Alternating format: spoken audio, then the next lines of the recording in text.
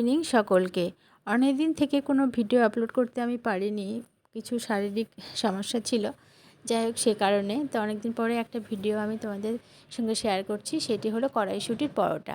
তো এখানে আমি কড়াইশুঁটি নিয়েছি, আদা নিয়েছি, 2টো কাঁচা লঙ্কা নিয়েছি, আর চিনি আর লবণ নিয়েছি স্বাদ মতো, দিয়ে এটাকে পেস্ট করে নেব। ও হ্যাঁ, কয়েকটা ধনেপাতাও নিয়েছি কিছুটা। আসলে ধনেপাতা ঘরে ছিল না, তো গাছ থেকে কয়েকটা তুলে নিয়ে এসে দিয়ে দিলাম। তোমরা অবশ্যই এটাকে দেবে। দিলে মটরশুঁটির যে একটা গন্ধ থাকে না, সেটা চলে যায়। আর ধনেপাতার স্মেলটা খুব ভালো লাগে। আর পরোটার জন্য এখানে আমি আটা নিয়েছি, আটার মধ্যে দিয়েছি একটু জোয়ান, কালো জিরে, আর লবণ স্বাদ মতো, অল্প তেল। তো কড়াইশুঁটিটা কিন্তু আগে থেকে লবণ দেওয়াই আছে, সেই রকম মানে স্বাদ বুঝেই তোমরা দেবে। দিয়ে এবার কড়াইশুঁটির পেস্টটা দিয়ে আটাটাকে আমি ময়াম করে নেব, ভালো মতো করে, মানে ঠেসে ঠেসে মেখে নেব। তো দেখবে প্রথমে তোমরা জলটা ইউজ করবে না, যদি জল লাগে পরে দেবে। দেওয়ার পরে 20 মিনিট রেখে দিয়েছিলাম। তারপরে এগুলোকে আমি লেচি কেটে পরোটা করে নেব। তোমরা যেমন শেপ দিতে চাইবে তেমনি দিতে পারো, 4 কোণা, 3 কোণা, গোল। তো আমি গোল গোলই করেছি, মানে দেখতে অনেকটা যেন লুচির মতো হয়, সেই জন্য। খুব একটা বড়ও না, খুব ছোটো না, মাঝারি মাপের।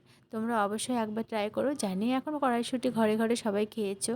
আর পুর ভরা পরোটা বা পুর ভরা কচুরিটা খেতে তো খুব সুন্দর লাগে। তবে এইভাবেও যদি সময় না থাকে ঝট করে নিতে পারবে। আর এইভাবে আমরা ঘুগনির সঙ্গে সার্ভ করলাম।